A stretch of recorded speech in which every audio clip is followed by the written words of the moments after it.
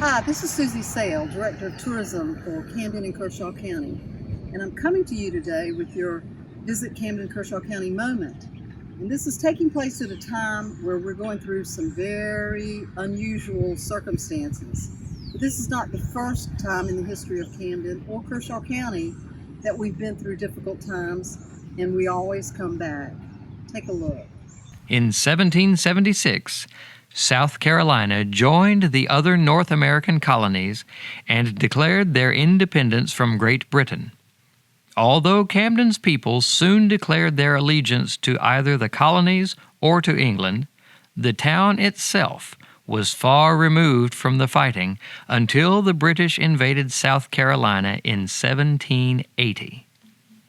After the fall of Charleston, the British Army, under Lieutenant General Charles Lord Cornwallis, planned to occupy and pacify South Carolina, and then to turn north to march against North Carolina and Virginia.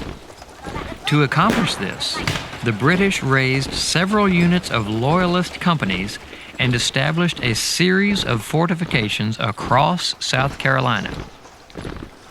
Once again, Camden's strategic location on the watery river and as a gateway to the interior was as important to the British as it had been to the Native Americans and to the early European settlers.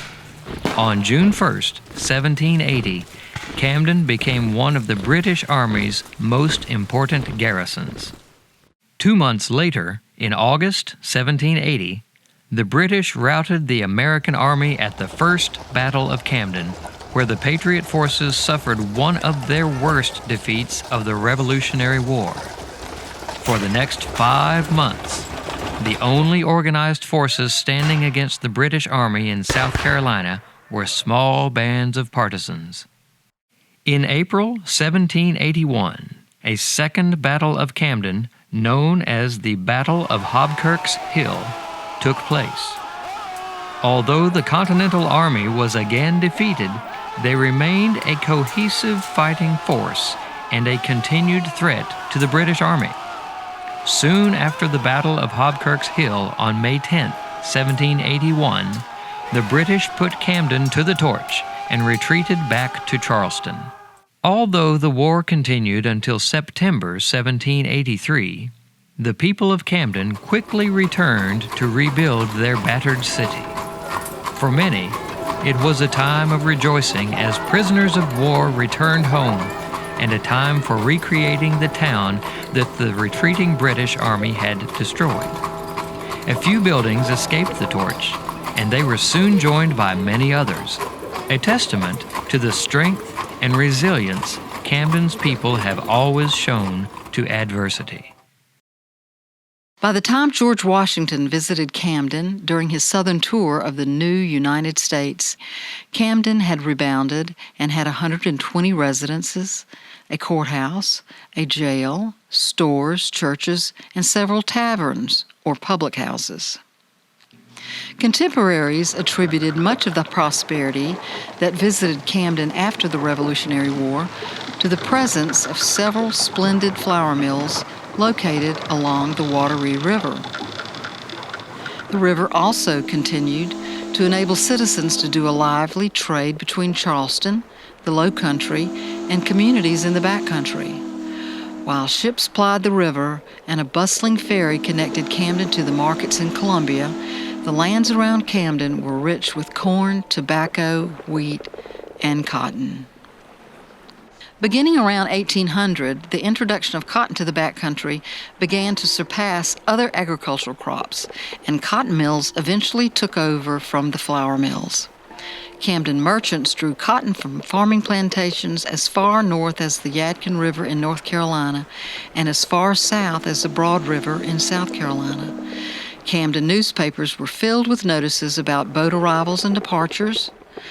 A number of craft plied the waterways to bring goods into Camden and to carry off the large quantities of cotton filling the stores and streets.